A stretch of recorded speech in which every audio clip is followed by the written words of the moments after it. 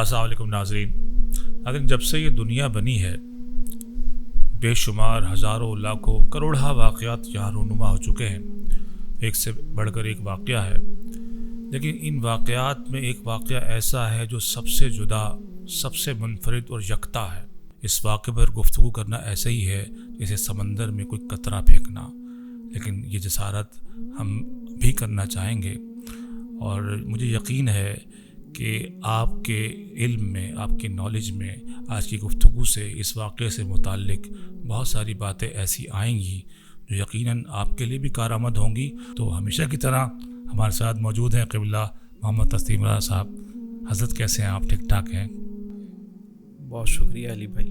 گفتگو کا آغاز میں حضرت خواجہ معین الدین چشتی اجمیری رحمۃ اللہ علیہ کی جو مشہور زمانہ ربائی ہے اس سے کرنا چاہوں گا. شاہ است حسین بادشاہ است حسین، دی است حسین دی پناہ است حسین. کہ حسین دین ہے، دین نے حسین کی پناہ لے لی ہے. تو حسین حضرت دین کیسے ہے؟ یہ خواجہ صاحب نے کیا بات کہی ہے؟ بہت شکریہ علی بھائی. اور بہت پیاری ربائی اور پورا فلسفہ ہے اس میں. ظاہر ہے کہ لکھنے والے، کہنے والے عظیم لوگ ہیں. بے شک. اگرچہ اس ربائی پہ بھی اختلاف کیا جاتا ہے کہ یہ خواجہ صاحب کی ہے یا نہیں. اچھا. قطع نظر اس کے مشہور انہی سے، منسوب انہی سے، لیکن اس کا جو معنی اور مفاہیم ہے شاندار ہے، بڑے روح افزا. اور میں سمجھتا ہوں کہ پہلا مصرع ہی آپ دیکھیں کہ شاہ است حسین. شاہ است حسین، شاہ بھی حسین، بادشاہ است حسین. بادشاہ بھی حسین، شاہ بھی حسین. دونوں باتیں لی. شاہ بھی حسین، بادشاہ بھی حسین. عارفین نے جو اس پہ کہا، محبت والوں نے، کہ شاہ کہتے ہیں جو روح پہ حکومت کرتا ہو، واہ، جو دل پر حکومت کرتا ہو. واہ. اور بادشاہ اسے کہا جاتا ہے کہ جس کی حکومت جسم پر ہو. تو امام عالی مقام، امام ہمام وہ ہستی ہیں کہ جن کی حکومت دل پر بھی ہے اور جسموں پر بھی ہے. سبحان اللہ. یعنی میرے امام وہ امام ہیں کہ جن کی حکومت روح پر بھی ہے اور جسم پر بھی. شاہ است حسین، بادشاہ است حسین. است حسین. اور پھر فرمایا دین است حسین، دین پناہ است حسین، کہ دین بھی حسین ہے. یہ بڑا عجیب مصرع حضرت. اس کو آپ دیکھیے نا، بہت سمپل ہے کہ دین ہم تک کہاں سے پہنچا ہے. حضرت حسین رضی اللہ تعالیٰ عنہ کے نانا جان نے دین ہمیں پہنچایا. اسی گھرانے سے دین ہم تک پہنچا. دین کے اصل وارث ہی وہ ہیں، دین سکھانے والے ہی وہی ہیں. واہ. ایک دیندار گھرانہ ہوتا ہے، ایک دین والا گھرانہ ہوتا ہے، دین لانے والا گھرانہ، بتانے والا، سکھانے والا گھرانہ. تو دین وہیں سے آیا. اصل دین است حسین کہ دین حسین ہے، اور دین پناہ یعنی دین کو پناہ دینے والے. اب یہاں بھی بہت سارے لوگ بات کرتے ہیں، حقیقت میں شاعری کے اندر خوبصورت انداز سے شاعری کو بنانے کے لیے الفاظ کا استعمال کیا جاتا ہے. پناہ دینے والا مینز حفاظت کرنے والا. بھائی علی بھائی نے کسی کو پناہ دی، علی بھائی کی حفاظت میں آ گیا. تو دین کو جب خطرہ لاحق ہوا تو دین کی حفاظت کس نے کی؟ امام علی مقام. اور کیسے کی؟ اپنی جان کا نذرانہ، اپنی آل کا نذرانہ پیش کر کے. سبحان اللہ، سبحان اللہ. یہاں تو بہت سارے لوگ حفاظت کرتے ہیں بہت ساری چیزوں کی. کسی نے احادیث کی حفاظت کی، کسی نے فقہ کی حفاظت کی، لیکن حسین نے جو دین کی حفاظت کی، اور کیسے کی؟ جان دے کر کی. تو دین پناہ است حسین. اور پھر فرمایا کہ سرداد نہ داد دست در دست یزید. واہ. سر دے دیا پر ہاتھ نہ دیا یزید کے ہاتھ میں. واہ. میں آپ سے پوچھوں کہ علی بھائی اگر کہیں پر یہ بات کہی جائے کہ بھئی ایک آپشن ہے تمہارے پاس, یا ہاتھ دے دو یا سر دے دو, تو بندہ کیا کرے گا؟ ہاتھ دے گا. کہ چلو چھوٹی چیز پر بات ٹلتی ہے تو ٹال دو, کیونکہ سر چلا گیا تو کیا بچا. یہی سوچے گا نا ہمارے جیسا جو شخص ہوگا, وہ کیا سوچے گا؟ وہ کہے گا بھئی چھوٹی چیز پر ہی دوسرے ہاتھ سے کام چلا لیں گے, کوئی ہاتھ سے کھلا دے گا, کچھ ہو جائے گا, لیکن جب سر ہی نہیں ہوگا کچھ بھی نہیں ہوگا. لیکن میرے امام نے جو فلسفہ سمجھایا, اور یہ وہ مصرع ہے علی بھائی کہ سارا فلسفہ اس میں موجود ہے. واہ. سرداد نہ داد, دست در دست یزید. سر دے دینا, ہاتھ نہ دینا کسی ظالم کے ہاتھ میں. واہ. کہ قتل حسین اصل میں مرگ یزید ہے. اسلام زندہ ہوتا ہے ہر کربلا کے بعد. واہ. یعنی یہ نہ سوچنا کہ سر دینے کے بعد یہ سر نہ رہا تو کچھ نہ رہا, نہ نہ نہ نہ, بلکہ قتل حسین اصل میں مرگ یزید ہے. یہ اصل میں یزید کی موت ہے, کوئی شک نہیں ہے. شہید تو زندہ ہے جاویدان, حیات ابدی پا گیا. وہ تو قرآن نے فرمایا کہ وہ زندہ ہے. تو یہ فلسفہ ہے اصل میں کہ کسی ظالم, کسی طاغوت, کسی جابر کے ہاتھ میں ہاتھ مت دینا, جان دے دینا. واہ. اور پھر آخری جو مصرع ہے اس کا کہ حقا کے بنائے لا الہ است حسین. سبحان حق تو یہ ہے کہ کلمے کی جو بنیاد ہے حسین نے سکھایا. واہ واہ واہ. کیا سکھایا؟ کہ کلمہ انسان کو بے خوف کر دیتا ہے. جو بنیاد ہے اس کی کہ خوف مٹا دیتا ہے. کلمہ آپ کو بے خوف کرتا ہے. حقیقی معنوں میں کلمہ پڑھنے والا, دل سے کلمہ پڑھنے والا, اللہ کے علاوہ کسی سے نہیں ڈرتا. اللہ سارے خوف ختم کر دیتا ہے. لا خوف علیہم ولا ہم یحزنون کے مصداق کر دیتا ہے. اور یہ فلسفہ امام علی مقام نے بتایا, سکھایا. یہی سب کچھ اس ربائی کے اندر پورا فلسفہ بیان ہو رہا ہے جو حضرت معین الدین چشتی اجمیری علیہ رحمہ نے بیان کیا. شاہ است حسین, بادشاہ است حسین, دین است حسین, دی پناہ است حسین, سرداد نداد, دست در دست یزید, حقا کے بنائے لا الہ است حسین. سبحان اللہ سبحان اللہ. تو خطرہ کیا لاحق ہوا دین کو؟ خلفائے راشدین کا دور دیکھیے. اسلام کبھی بھی غاصب کو پسند نہیں کرتا. آقا کریم علیہ السلام کے وصال ظاہری کے بعد مسلمانوں نے ایک خلیفہ چنا. حضرت ابوبکر صدیق رضی اللہ تعالیٰ عنہ خلیفہ منتخب ہوئے. آپ کا وصال ہوا. حضرت ابوبکر صدیق رضی اللہ تعالیٰ عنہ اپنے بیٹے کو تو خلیفہ بنا کر نہیں گئے نا. نہیں. اسلام میں کوئی موروثیت تو نہیں ہے نا. یہاں تو جو قابل ہے تم میں سب سے افضل وہ ہے جو تقوی والا ہو. گورے کو کالے پر, کالے کو گورے پر کوئی فوقیت نہیں. سبحان اللہ. ماں سوا تقوی کے. حضرت فاروق اعظم کو منتخب کیا گیا, پھر حضرت عثمان غنی منتخب ہوئے. حضرت فاروق اعظم باوجود اس مطلب جلالی طبیعت کے ہونے کے باوجود بھی آپ نے اپنے بیٹے کو بھی تو منتخب نہیں کیا. عثمان غنی رضی اللہ تعالیٰ عنہ خلیفہ بنے, اس کے بعد مولا علی رضی اللہ تعالیٰ عنہ خلیفہ بنے, اور اس کے بعد آپ دیکھیے کہ حضرت امیر معاویہ رضی اللہ تعالیٰ عنہ خلیفہ بنے, امام حسن مجتبیٰ بنے. لیکن حضرت امیر معاویہ کے بعد یزید تخت پر قابض ہو گیا. اچھا, پہلے امام حسن کو حضرت علی نے نامزد کیا تھا یا نہیں؟ حضرت علی رضی اللہ تعالیٰ نے نامزد نہیں کیا تھا.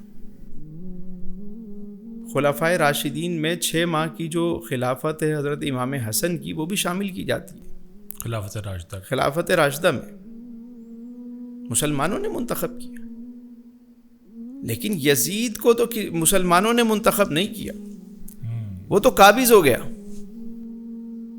یہاں سے بگاڑ پیدا ہوا کہ ایک ایسا شخص جو امیر بننے کا اہل نہیں ہے، حقدار بھی نہیں ہے، اور اس وقت اس سے بہت زیادہ قابل اور معاملہ فہم اور صاحب تقوی حضرات موجود ہیں، وہ براجمان ہو گیا. اور پھر اس نے اپنے اقتدار کو دوام دینے کے لیے کہا کہ میری بیعت کرو. اور سب سے پہلے اس نے حضرت عبداللہ بن عمر، حضرت امام علی مقام اور عبداللہ بن زبیر رضی اللہ عنہما اجمعین کے پاس پیغام بھیجا کہ سب سے پہلے ان سے لو بیعت، تاکہ یہ حضرات لے لیں گے تو باقیوں کے لیے ایک سند بن جائے گی. اور میرے امام کو بھی یہ بات معلوم تھی کہ اگر یزید کے ہاتھ میں ہاتھ دے دیا تو مراد تو مل جائیں گی ساری، دنیاوی ہو سکتا ہے کوئی منصب بھی مل جائے، مراد بھی مل جائیں، عہدہ بھی مل جائے، پروٹوکول بھی مل جائے، سب کچھ مل جائے، لیکن وہ جو نانا کا دین ہے سبحان اللہ قیامت تک کے لیے سند بن جائے گی کہ جب ایک امام نے ایک یزید کی بیعت کی، ایک غاصب کی بیعت کی، تو ہر ظالم اور جابر کی بیعت کرنا جائز ہو جائے گی. تو امام نے یزید کے ہاتھ میں ہاتھ نہیں دیا. یہ ہاتھ دینا اتنا بڑا معاملہ ہے، پورا سلسلہ ہے نا. جنہوں نے رسول پاک صلی اللہ علیہ وآلہ وسلم کے دست مبارک میں بیعت کی ہو، وہ کسی غیر کے ہاتھ میں کیسے ہاتھ دے سکتے ہیں؟ جان دے سکتے ہیں، ہاتھ نہیں دے سکتے. تو آج بھی ہم دیکھتے ہیں کہ جو پیغام کربلا ہے وہ بنیادی طور پر یہی ہے کہ ظالم کے سامنے مت جھکو، اعلاء کلمت الحق کہو. آج ماضی کے یزید پہ تو سب لعنت ملامت کرتے ہیں، یہ یزید وقت کو کوئی کچھ نہیں کہتا. ہر راشی غاصب کو ہم نے لا کر پروٹوکول کے ساتھ بٹھایا ہوا ہوتا ہے، اس کے ساتھ سیلفیاں بنوا رہے ہوتے ہیں، اس کو مہمان خصوصی بنا کر پیش کیا جا رہا ہوتا ہے. یار علی بھائی ایک بات بتاؤ، جی مسجد میں 24 نمازی ہوتے ہیں، وہاں کسی کو ہم منتخب کرتے ہیں تو دیکھتے ہیں یار یہ متقی بھی ہو، پرہیزگار بھی ہو، عبادت گزار بھی ہو، باشرع بھی ہو، با کردار بھی ہو، ساری خوبیاں اس میں ہونی چاہیے. تو ایک ایک بال چیک کیا جاتا ہے. اور 24 کروڑ لوگوں پر کسی کو حاکم بنایا جا رہا ہے. یعنی نیچے ان کے کتنے بڑے بڑے علماء، مشائخ، کیسے کیسے لوگ ہوتے ہیں. 24 کروڑ عوام پر جس کو ہم منتخب کر رہے ہوتے ہیں، اس کے کردار کو ہم نہیں دیکھتے. گاربیج ان گاربیج آؤٹ، جو ڈالو گے وہی نکلے گا نا. جیسے لوگ اوپر آئیں گے ویسے ہی نیچے سسٹم آئے گا. سر گفتگو میں ایک نقطہ تھا، تھوڑا سا اس کی وضاحت ہے. اکثر یہ سوالات بچوں کے ذہن میں آتے ہیں اور بہت سوچتے بھی ہیں لوگ کہ آج کے آپ نے دیکھا ہے کہ آدمی اپنی جان بھی دے سکتا ہے، کوئی ایک بچہ ہو اس کو بھی قربان کر سکتا ہے، پوری فیملی دب داؤ پر لگی ہوئی ہو، پورا خاندان داؤ پر لگا ہوا ہو، تو کمپرومائز تو کہیں نہ کہیں بنتا ہے. تو امام علی مقام نے مطلب کیسے کر لیا ہے سب کچھ؟ اس رسول کے نواسے ہیں صلی اللہ علیہ وسلم کہ جس آقا کریم علیہ السلام نے اپنے چچا جان سے فرمایا تھا کہ چچا جان اگر یہ لوگ میرے دائیں ہاتھ پہ چاند کو اور سورج کو لا کے رکھ دیں ہاتھوں پر، جب بھی میں حق بات کہنے سے نہیں رکوں گا، حق جاری رکھوں گا. حق والے جو ہیں وہ حق بات کہنے سے گھبراتے نہیں، اور اس کے لیے کتنی بڑی قربانی دینی پڑے وہ دینے سے بھی دریغ نہیں کرتے. کیونکہ قرآن کریم میں جو باتیں ارشاد ہوئیں کہ وَلَنَبْلُوَنَّكُمْ بِشَيْءٍ مِّنَ الْخَوْفِ وَالْجُوعِ وَنَقْصٍ مِّنَ الْأَمْوَالِ وَالْأَنفُسِ وَالثَّمَرَاتِ. تو یہاں ثمرات سے مراد کیا ہے؟ اولاد. پھل، پانچوں باتیں دیکھیں اور میدان کربلا میں دیکھیں. سبحان اللہ سبحان اللہ. قرآن کی عملی تفسیر آپ کو نظر آئی. واہ واہ واہ. بھوک بھی ہے، پیاس بھی ہے، مال کا بھی نقصان، جان کا بھی نقصان، بچوں کا بھی نقصان، اللہ کی رضا پر راضی اور دین کی سر بلندی کے لیے کھڑے. واہ.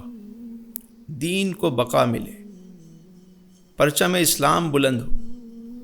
واہ. اور یہ سبق دیا امام علی مقام نے کہ دیکھو وقت آ جائے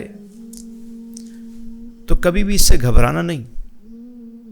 آج کیا آپ غزہ میں نہیں دیکھ رہے؟ چھوٹے چھوٹے بچے شہید نہیں ہو رہے؟ پورے پورے خاندان تباہ نہیں ہو رہے؟ لاکھوں خاندان برباد. تو غزہ والوں کو، فلسطین کے ان مظلوم مسلمانوں کو یہ جو حریت کی تعلیم ہے، جو اعلائے کلمت الحق کہنے کا سبق ہے، انہوں نے کہاں سے حاصل کیا؟ امام علی مقام رضی اللہ تعالیٰ عنہ کی سیرت ہے کہ جب نواسہ رسول نے سب قربان کر دیا تو ہم قربانی سے کیوں پیچھے رہے؟ واہ. دیکھیں نا، کل آج کوئی کہہ سکتا تھا کہ کوئی ایسی مثال تو نہیں ہے کہ بچوں کو بھی قربان کیا جائے. حق کے لیے کھڑے ہونا چاہیے، حق کے لیے کھڑے ہونا ہے، چاہے کتنی بڑی قیمت ادا کرنی پڑے. سبحان اللہ سبحان. تو قبلہ ایک سوال اور بچے کرتے ہیں، نوجوان بچوں کی زبان پر یہ سوال اکثر میں نے سنا ہے. وہ کہتے ہیں کہ اتنی بڑی شخصیت ہیں، حضور کے نواسے ہیں، جنت کے نوجوانوں کے سردار ہیں، تو اتنا ظلم ہوا کربلا میں، تو غیب سے کوئی مدد آ جاتی، یزید کے لشکر کو تباہ و برباد کر دیا جاتا، اور جن کے نام سے، جن کے وسیلے سے کھارے پانی کے کنویں میٹھے ہو جاتے ہیں، فرات کا پانی ان پر بند رہا. یہ راز کیا ہے؟ بہت اچھا سوال، بہت شاندار سوال. یہ فلسفہ ہے، اس کو سمجھنا ہے، اور اس کے لیے آپ کو تھوڑا سا پیچھے جانا پڑے. جی. نار نمرود ہے، جی. ابراہیم علیہ السلام کو نار میں ڈالا جا رہا ہے. جی. اب جبریل امین آ گئے اور کہا کہ کوئی حاجت ہو تو بتاؤ. دیکھیں جتنا بڑا منصب ہوتا ہے نا، اتنی بڑی آزمائش ہوتی ہے. اللہ اللہ اللہ اللہ اللہ اللہ اللہ. ذرا غور کیجئے گا اس بات. اللہ اللہ، میں پہنچ رہا ہوں. جتنا بڑا منصب اتنی بڑی آزمائش. حضرت ابراہیم علیہ السلام نے کیا فرمایا؟ فرمایا جبریل تم سے کوئی حاجت نہیں. سبحان اللہ سبحان اللہ. تو جبریل نے کہا کہ ٹھیک ہے، مجھ سے نہیں ہے، تو اگر اللہ کی بارگاہ میں کوئی پیغام دینا ہے تو وہ دے دیجیے.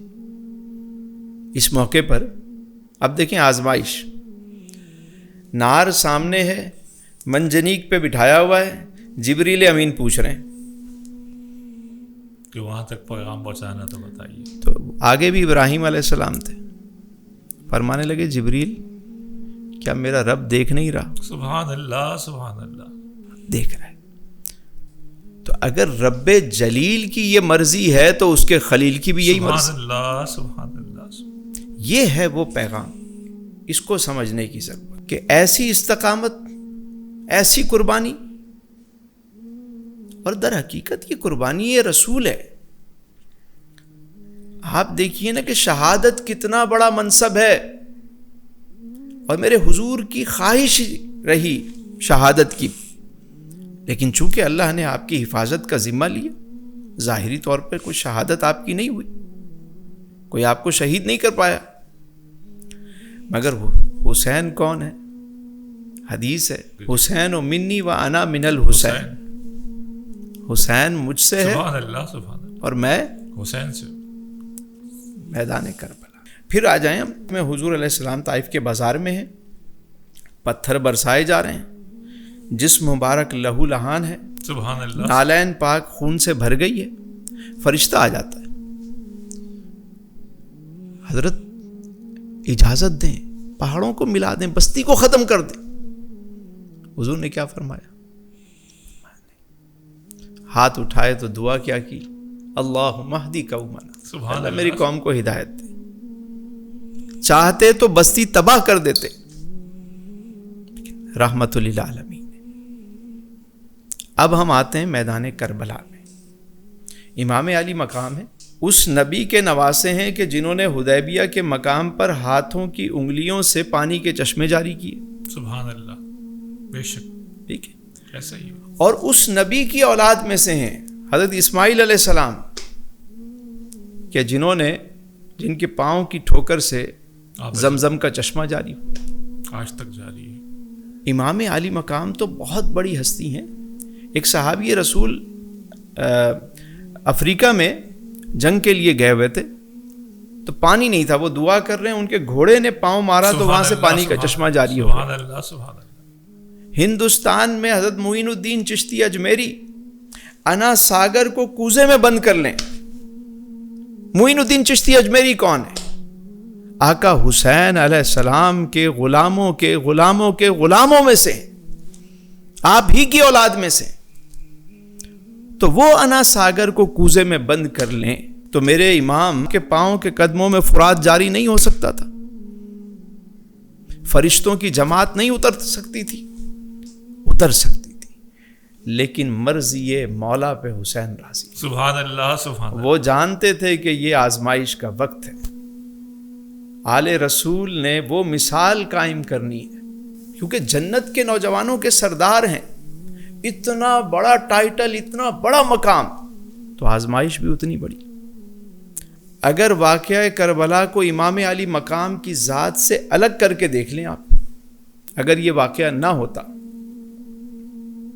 یہ واقعہ امام کی ذات سے لگا، تو آپ دیکھیے کہ رہتی دنیا تک آج جب بھی جہاں بھی کوئی شخص حق کے لیے کھڑا ہوتا ہے، وہ سب سے پہلے امام علی مقام کی سیرت کو دیکھتا ہے، کردار کو دیکھتا ہے، اور وہ اپنا تن من دھن سب قربان ہونے کے لیے تیار ہو جاتا ہے. کیا ایسا ہے کہ امام علی مقام کے مقصد سے اور مشن سے ہم واقف ہیں؟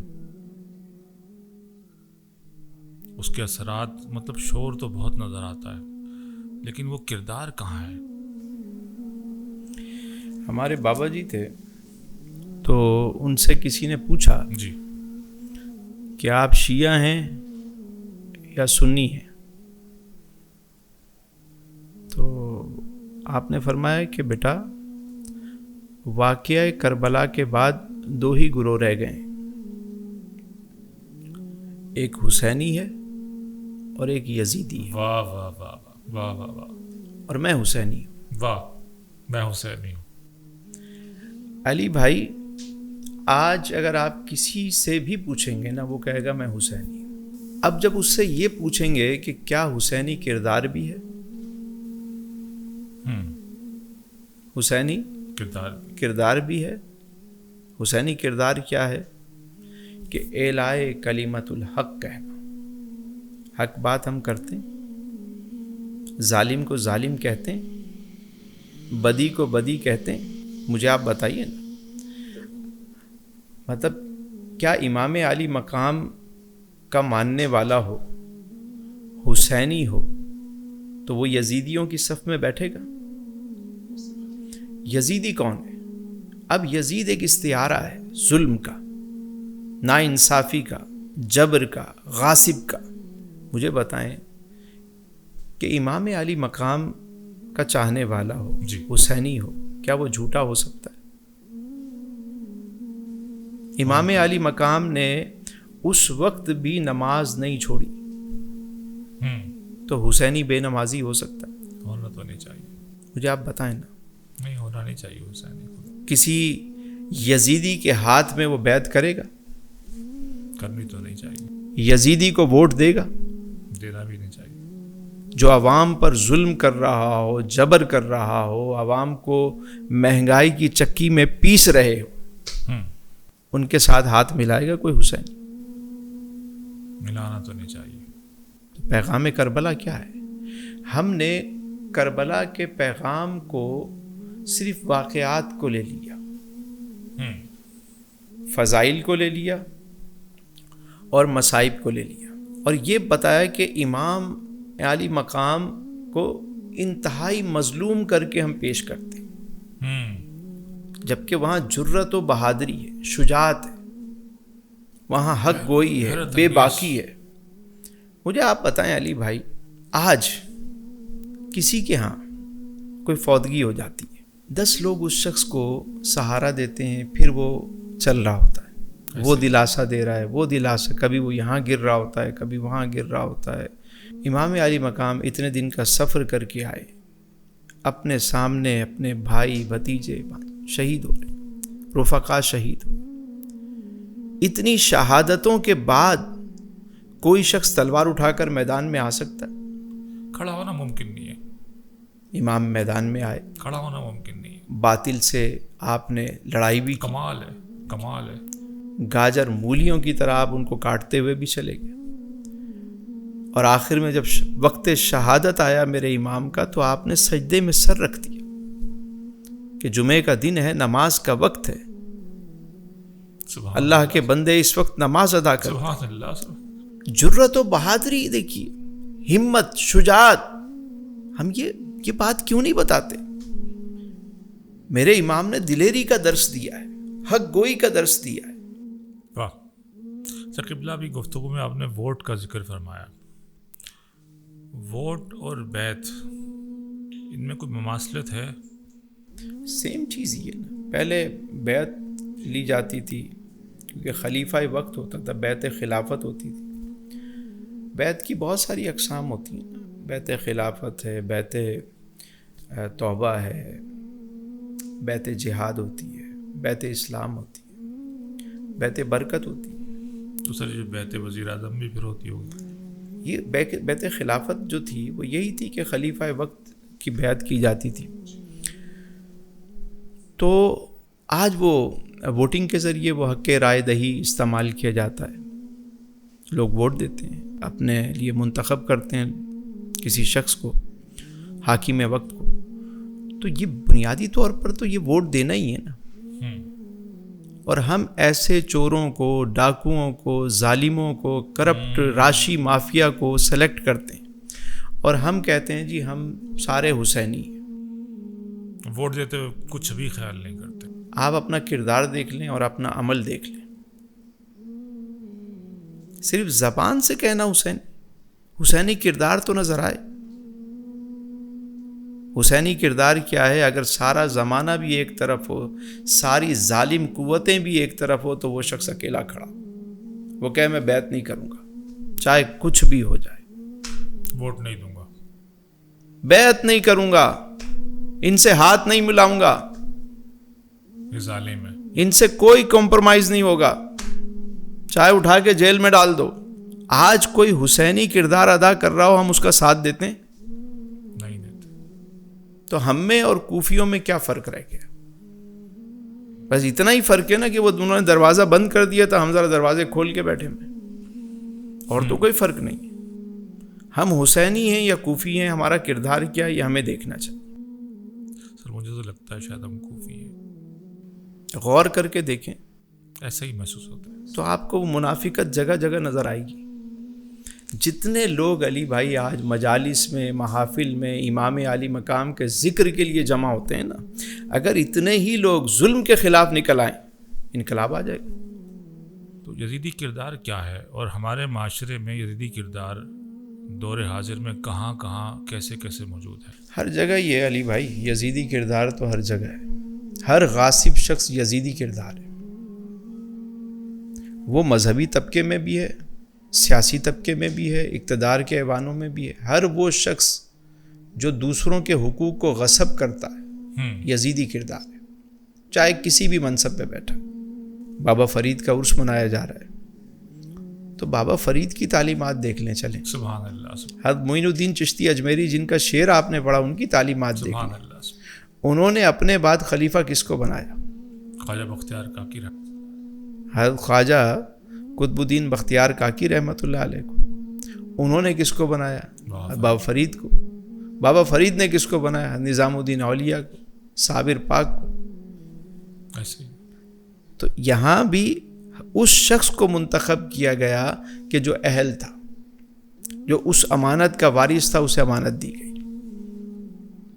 حاجی خواجہ قطب فرید، واہ، وہاں بھی وہ 4 کا نعرہ لگتا ہے، اور ادھر بھی خلفائے راشدین میں بھی آپ دیکھیں تو آپ کو 4 ہی کا نعرہ لگتا ہے، 4 سے 4 کی نسبت 4 سے 4 کی نسبت بنتی ہے کہ انہوں نے بھی اپنے کسی جانشین کو منتخب نہیں کیا، مسلمان جس کو بہتر سمجھے بنا دیں. اپنے لیے یعنی حکومت نہیں کی انہوں نے، اپنے لیے تو بندہ کرتا ہے، بچوں کے لیے بنا کے چھوڑتا ہے. اب جو لوگ بیٹھے ہوئے ہیں، چاہے ان کی اولاد زانی ہے، شرابی ہے، فاسق ہے، فاجر ہے، بس وہ بڑی گدی کا جانشین ہے تو بن گیا وہ. تو کیا یہ غاصب نہیں ہے، یزیدی نہیں؟ ہر شخص اپنی زندگی میں کیا کیا تبدیلیاں لے کر آئے کہ حسینی صف میں کھڑا ہو جائے کم سے کم. جیسے امام علی مقام کی حیات مبارکہ میں آپ کو سخاوت بہت زیادہ ملے گی. سخی گھرانے سے تعلق ہے، آپ سخی ہیں، بانٹنے والے ہیں. جس شخص میں یہ صفت پیدا ہو حسینی ہے. پھر آپ عبادت گزار تھے، پوری رات عبادت میں گزارتے. آخری وقت میں بھی آپ نے سجدہ ادا کی. سبحان اللہ سبحان اللہ. دوسرا، زندگی میں جو 2 بڑے میسیج ہیں امام علی مقام کی حیات، جی وہ 2 بڑے واضح میسیج ہیں. جی. ایک حق کہنا اور دوسرا صبر کرنا. سبحان اللہ سبحان اللہ. وتواصوا بالحق اور وتواصوا بالصبر. سبحان اللہ سبحان اللہ. کہ حق کی تاکید کرو، اور جب تم حق کہو گے تو اس کے بدلے میں جو مصائب آئیں گے اس پر صبر کرو. دونوں باتیں. حسینی کردار ان 2 کاموں کے بغیر مکمل نہیں ہو سکتا. پہلی چیز حق گوئی اور دوسرا صبر کرنا. میرے امام نے کوئی شکوہ نہیں کیا، شکایت نہیں کی. گھر بار لٹا کر آخر میں جب اپنی جبیں کو خالق کے حقیقی کے حضور جب پیش کیا تو اس وقت بھی میرے امام نے یہی فرمایا کہ مولا تو راضی. سبحان اللہ سبحان اللہ. حسین کی قربانی سے راضی. سبحان اللہ. میرے مولا میں تو راضی ہوں. اس سے بڑا کیا مقام ہوگا. میرا حسین باغ نبوت کا پھول ہے. سبحان اللہ سبحان اللہ. حیدر کی اس میں جان ہے، خون رسول ہے. سبحان اللہ سبحان اللہ. جس کے لیے یزید نے اتنے ستم کیے ہیں، وہ تاج تو حسین کے قدموں کی دھول ہے. سبحان اللہ سبحان اللہ. تاج تو حسین کے قدموں کی دھول ہے. یزید نقشہ جور و جفا بناتا، واہ واہ. حسین اس پہ خط کربلا بنا. سبحان اللہ سبحان اللہ. یزید بنتے ہیں آج بھی لوگ کوشش سے، واہ. حسین خود نہیں بنتا، خدا بناتا. سبحان اللہ سبحان اللہ. سبحان اللہ.